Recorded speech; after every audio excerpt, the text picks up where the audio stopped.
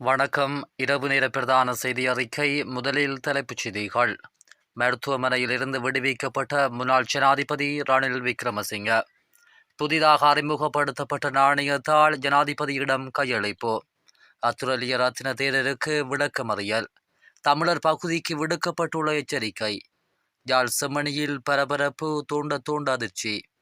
அரசாங்கத்தை எதிர்க்க இராணுவ வீரர்களுக்கு நாமல் ராயபக்ச அழைப்பு. இனி தொடர்பான விரிவான செய்திகள். முன்னாள் ஜனாதிபதி ரணில் விக்ரமசிங்க மருத்துவமனையிலிருந்து விடுவிக்கப்பட்டுள்ளதாக தெரிவிக்கப்படுகிறது. குற்றப்புலனாய்வு பிரிவினரால் பொது சொத்துக்களை சொந்த தேவைகளுக்காக பயன்படுத்திய குற்றச்சாட்டில் அண்மையில் கைது செய்யப்பட்டார். கைது செய்யப்பட்ட மறுகணமே உடலில் ஏற்பட்ட சுகவீனத்தால் சிறைச்சாலை மருத்துவமனையில் அனுமதிக்கப்பட்டு பின்னர் கொழும்பு தேசிய மருத்துவமனையில் அனுமதிக்கப்பட்டார். கொழும்பு தேசிய மருத்துவமனையின் அவசர சிகிச்சை பிரிவில் சிகிச்சை பெற்று வந்த முன்னாள் ஜனாதிபதி ரணில் விக்ரமசிங்க உள்நோயாளி சிகிச்சைக்கு பிறகு இன்று பிற்பகல் விடுவிக்கப்பட்டுள்ளார். மருத்துவமனையிலிருந்து விடுவிக்கப்பட்டாலும் நெருக்கமான மருத்துவ மேற்பார்வையின் கீழ் வீட்டிலேயே ஓய்வெடுக்குமாறு மருத்துவர்கள் அவருக்கு அறிவுறுத்தியுள்ளனர். உடல்நிலை சரியாகும் வரை அவரது குடும்பத்தினர், உறவினர்கள் அவரை கவனித்துக் கொள்ள வேண்டும் என்றும் மருத்துவர்கள் தெரிவித்துள்ளனர். இலங்கை மத்திய வங்கியின் 75வது ஆண்டு நிறைவை குறிக்கும் வகையில் வெளியிடப்பட்ட 2000 ரூபாய் புதிய நினைவு நாணயத்தால் ஜனாதிபதி அனுரகுமார திசாநாயக்கவிடம் கையளிக்கப்பட்டது.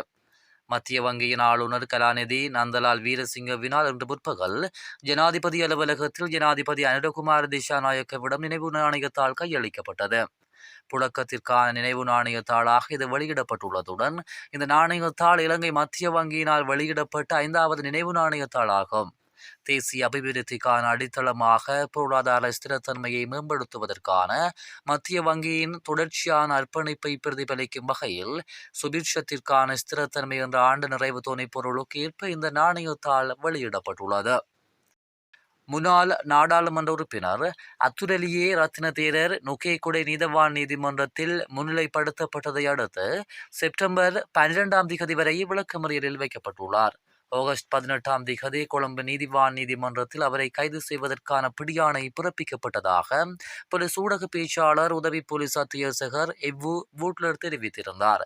கொழும்பு குற்றத்தடுப்பு பிரிவு அதிகாரிகள் முன்வைத்த வேண்டுகோளை தொடர்ந்து அவருக்கு எதிராக பிடியாணை உத்தரவு பிறப்பிக்கப்பட்டிருந்தது. 2020 ஆண்டு பொது தேர்தலில் அபிஜன பல கட்சியின் தேசிய பட்டியல் பாராளுமன்ற ஆசனத்தை பெறுவதற்காக கட்சியின் பொதுச் செயலாளரான வேதினிகம விமலதிச தேரர் கடத்தப்பட்டு அச்சுறுத்தப்பட்டு அவரது கையொப்பம் பலவந்தமாக பெறப்பட்டதாக அத்துரலிய ரத்ன தேரர் மீது குற்றச்சாட்டு முன்வைக்கப்பட்டமையும் குறிப்பிடத்தக்கது. வடக்கு மற்றும் கிழக்கில் பல பகுதிகளில் எதிர்வரும் செப்டம்பர் மாதம் 8 வரை சூரியன் உச்சம் கொடுக்கும் என வளிமண்டலவியல் திணைக்களம் அறிவித்துள்ளது. இதற்கமைய கிளிநொச்சி, பலவராயன்கட்டு, அக்கராயன்குளம், அறிவியல் நகர், புதுக்குடியிருப்பு, ஆனந்தபுரம் மற்றும் முள்ளிவாய்க்கால் ஆகிய பகுதிகளில் சூரியன் இன்று உச்சம் கொடுக்கும் என அறிவிக்கப்பட்டுள்ளது. அத்துடன் நாட்டின் பல பகுதிகளில் மனித உடலால் உணரப்படும் வெப்பநிலையானது இந்த எச்சரிக்கை மட்டத்தில் நிலவக்கூடும் எனவும் அந்த திணைக்களம் எதிர்வு கூறியுள்ளது.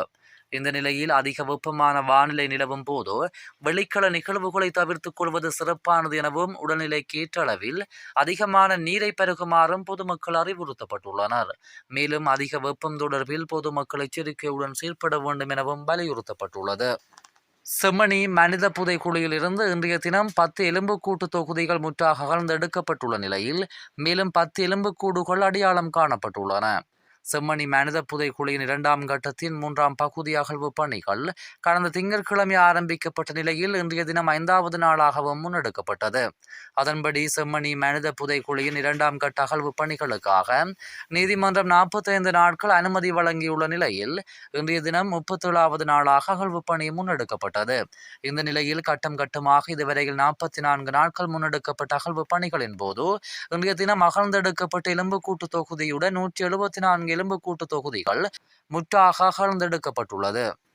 இந்த அரசாங்கம் வளர்ச்சியை அல்ல அடக்குமுறைகளையே செய்கிறது என ஸ்ரீலங்கா பொதுஜன பெரமுனவின் தேசிய அமைப்பாளரும் நாடாளுமன்ற உறுப்பினருமான நாமல் ராயபக்ச தெரிவிக்கின்றார். கொழும்பு நெலும் மாவட்டத்தில் உள்ள கட்சி தலைமையகத்தில் தொழிற்சங்க பிரதிநிதிகள் குழுவுடன் நடைபெற்ற கலந்துரையாடலின் போது அவர் இதனை குறிப்பிட்டுள்ளார். அத்தோடு போர் வீரர்களை வேட்டையாடும் செயற்பாடுகளை கடுமையாக எதிர்ப்பதாகவும் நாமல் கூறுகிறார். இந்த அரசாங்கம் போர் வீரர்களை வேட்டையாடுவதற்கும் தொழிற்சங்கங்களுக்கு அழுத்தம் கொடுத்து அடக்குவதற்கும் தோல்வியுற்ற முயற்சியில் ஈடுபட்டுள்ளதாக வருவதாக அவர் குற்றம் சாட்டுகின்றார். அதன்படி அனைத்து இராணுவ வீரர்கள், தொழிற்சங்கங்கள், அரசு ஊழியர்கள் மற்றும் இராணுவ வீரர்களின் தொழிற்சங்கங்கள் அடக்குமுறைக்கு எதிராக அணிதிரள வேண்டும் என நாமல் வலியுறுத்தியுள்ளார்.